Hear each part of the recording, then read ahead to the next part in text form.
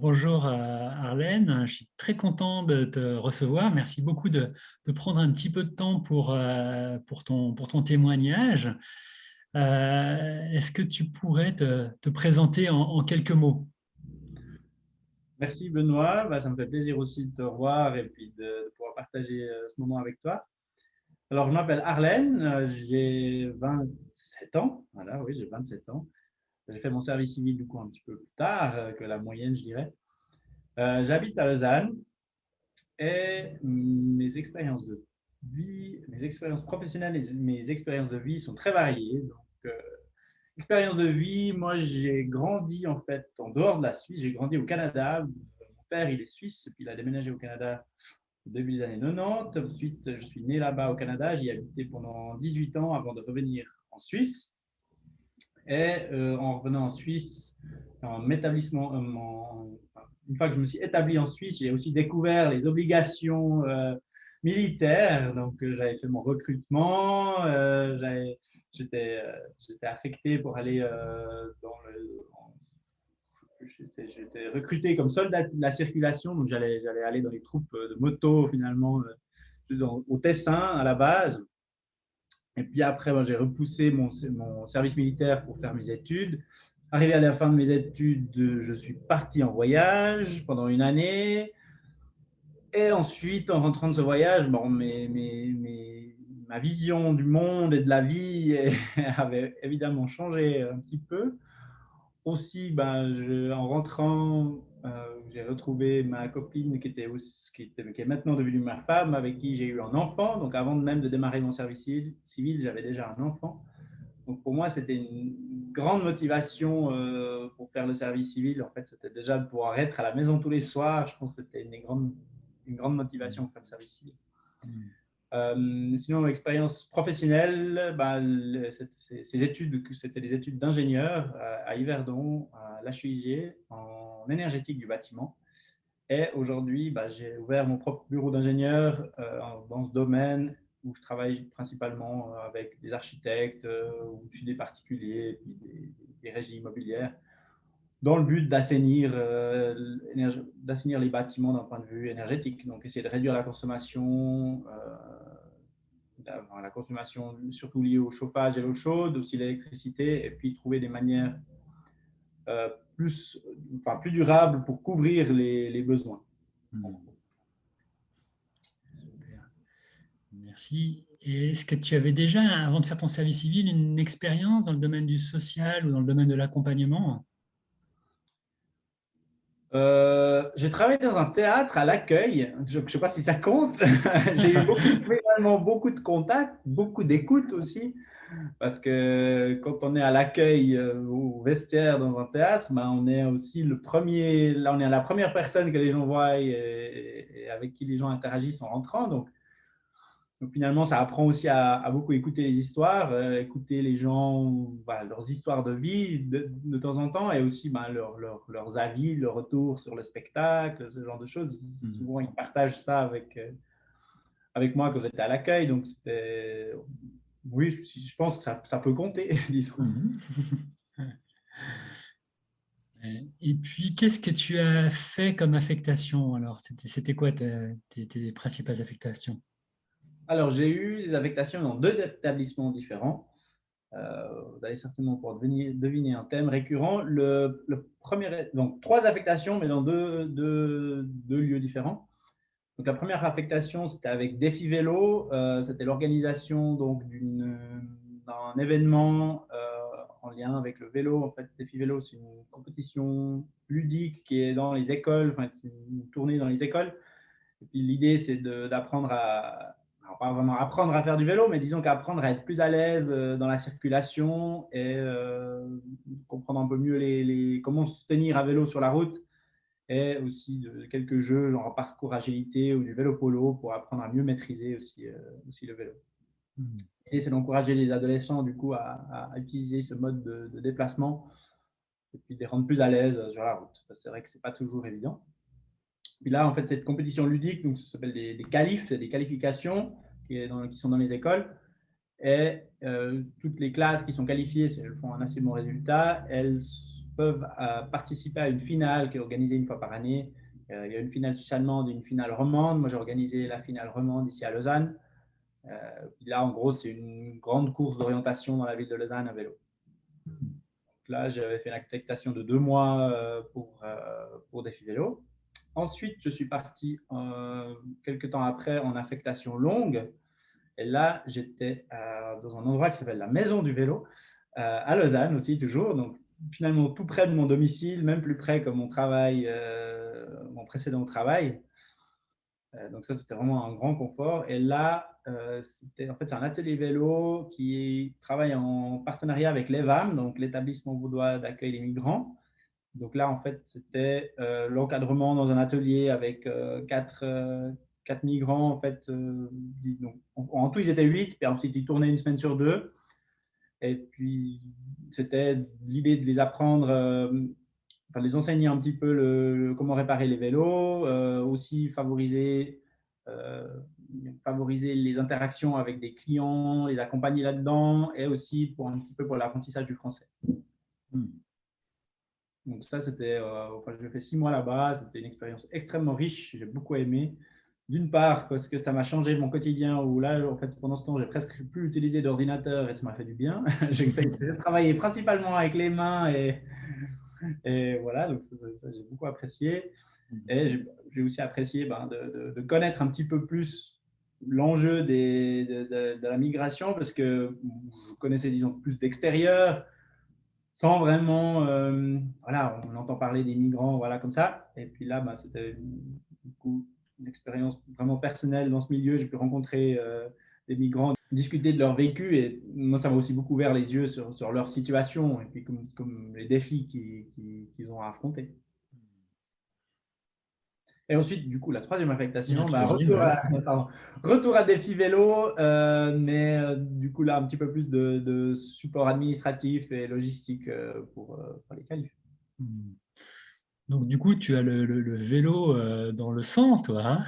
Ouais, voilà, c'est ça. L'année de voyage après les études, c'était à vélo. Donc, Euh, Et tu étais parti où pendant cette année? on est parti. Donc, je suis parti avec 2 amis. On est parti de Suisse et on est allé jusqu'en Malaisie. Donc, sur une année, on a fait à peu près 15 000 km. Et puis, donc, on a fait un grand voyage.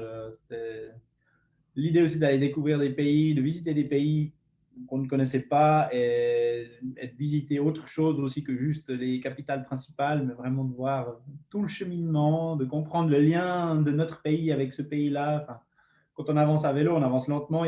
Tous les changements sont très progressifs par rapport à débarquer quelque part soudainement en avion. Donc voilà, sur une année, c'était très, très, très riche. Et puis, ces affectations, c'était il y a combien de temps? Alors, la première, elle remonte à 2018, sauf erreur. Et puis, c'est juste 2018, oui. Et puis l'autre, je viens de terminer. Les 2 autres, je les ai enchaînés en fait l'année passée, en faisant du coup 10 mois en fait d'un coup. Enfin, j'avais 6 mois l'affectation longue, puis après 4 mois dernière affectation à Défi Vélo. Donc, j'ai décidé, d'un point de vue planification, tant au niveau familial qu'au niveau professionnel, c'est plus simple de se dire, bon, maintenant, on arrête tout, on fait le service civil et après, c'est fini. Surtout quand il y a les 6 mois à caser, du moment qu'on arrête quelque chose pendant 6 mois, si on arrête 6 mois ou une année, ça ne change plus grand-chose. Et puis, en dehors de ça, disons que c'est possible d'arrêter le travail pour un mois, ça va, mais plus long, après, c'est quand même difficile à organiser suivant la taille de l'entreprise dans laquelle on travaille. Qu'est-ce qui a été pour toi le plus facile dans ton service civil? Et puis, je te poserai la question aussi, qu'est-ce qui a été le plus difficile dans le service civil? Alors, le plus facile, c'était. J'ai beaucoup apprécié d'être en fait dans ces situations. Je ne sais pas comment dire. Après, j'ai beaucoup travaillé. J'ai travaillé principalement dans le secteur privé, euh, pour des entreprises, pour des bureaux d'ingénieurs. Donc, j'ai dû intégrer beaucoup cette notion d'efficacité, de rentabilité. Et là, en faisant le service civil, ça m'a permis de sortir de tout ça et j'ai trouvé ça très agréable, très plaisant et très facile. et de pouvoir simplement faire quelque chose qui est utile sans un peu toute la question financière derrière, j'ai trouvé ça, voilà. Pour moi, c'était la partie la plus facile, la partie la plus agréable, je dirais, pour moi, du service civil. C'était un peu de rentrer dans une autre dynamique complètement que ce que j'avais l'habitude. Le plus difficile, je pense, a été un moment à l'atelier, quand j'étais dans l'atelier vélo.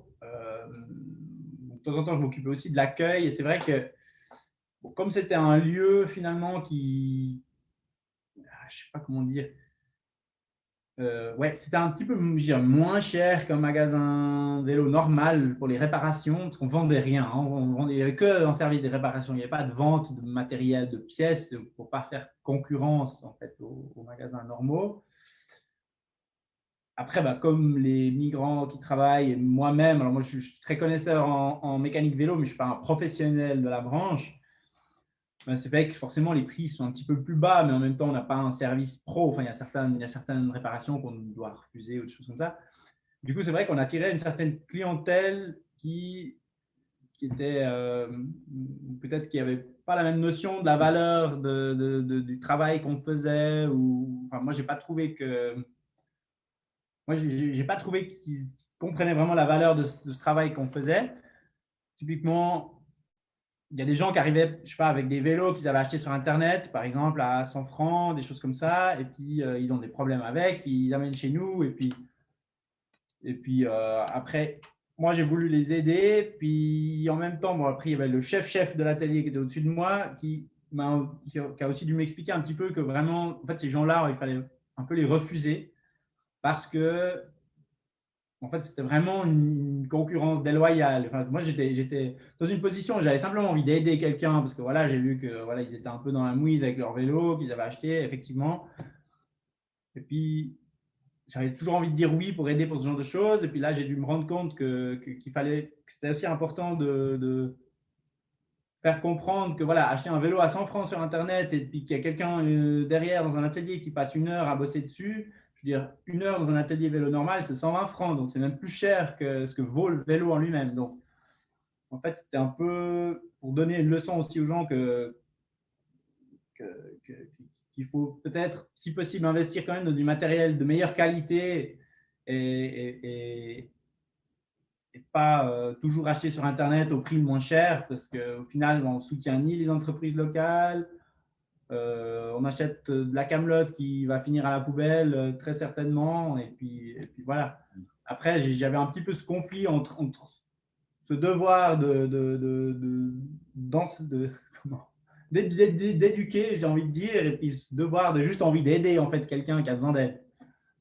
Pour moi, c'était un petit peu difficile à jongler pendant un certain moment.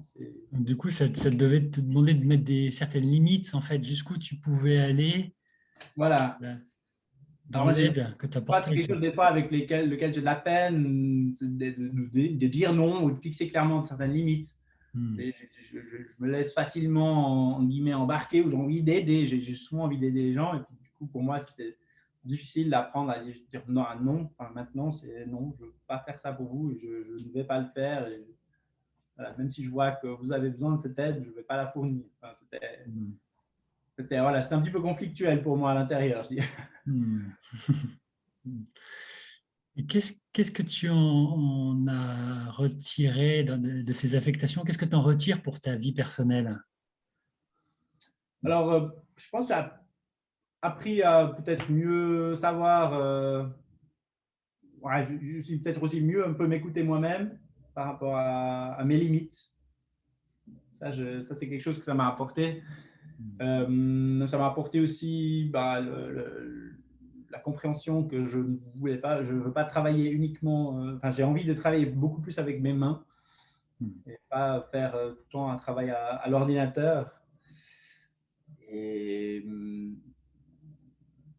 ouais, ça m'a rapproché aussi un peu du monde. Enfin, j'étais déjà un peu dans le monde vélo, mais ça m'a fait découvrir aussi d'autres points, d'autres événements, des choses que je ne connaissais pas. Donc, ça m'a apporté beaucoup. Ouais.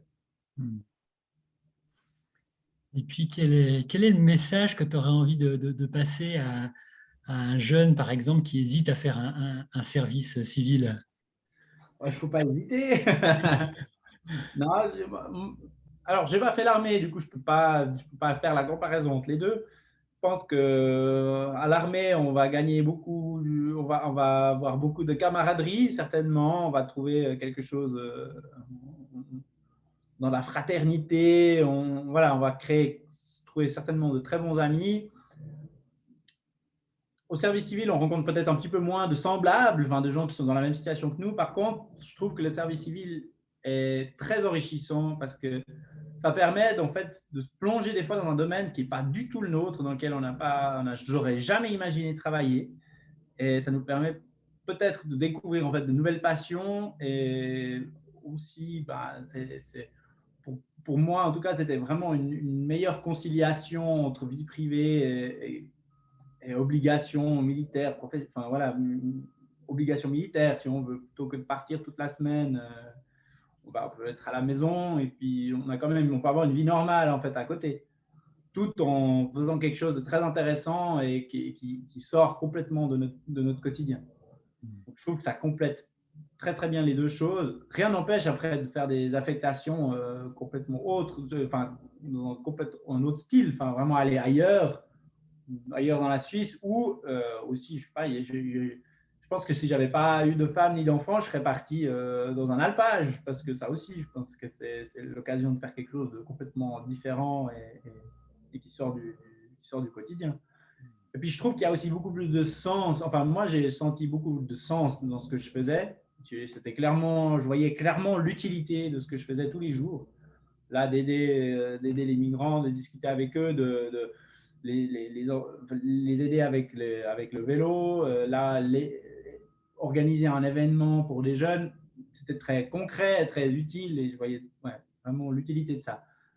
D'après ce que j'ai entendu à l'armée, certaines fois on fait des exercices, puis on ne sait pas trop pourquoi on les fait, et puis voilà, et puis on fait juste parce qu'il y a quelqu'un qui nous a dit de les faire. Il n'y a pas un réel but derrière, c'est plutôt une question de respecter des ordres. Voilà. Alors, je trouve que le service civil est plus humain à ce niveau-là. Et puis, toi, tu avais vécu le cours communication accompagnement au Lac Noir. Oui, Comment c'était au Lac Noir? Décris-nous en quelques mots un peu comment c'était le Lac Noir. le lac Noir, c'est une colonie de vacances un peu, non? Je ne sais pas, moi je l'ai ressenti un peu comme ça. Dans une petite chambre en bois très chaleureuse, un lit confortable. Je crois que je n'étais jamais, pendant toute la semaine au Lac Noir, en tout cas, j'allais au lit, mais super tôt, truc que je fais rarement maintenant.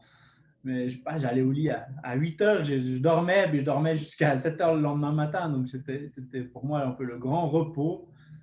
Euh, le Lac Noir, c'est aussi de la nature. Je te remercie de nous avoir aussi apporté dehors pour certains exercices, certains ateliers comme ça. Moi, j'ai beaucoup apprécié le fait voilà, d'avoir les repas déjà préparés à la cafétéria, de rencontrer des gens, de discuter. En fait, il y a un peu.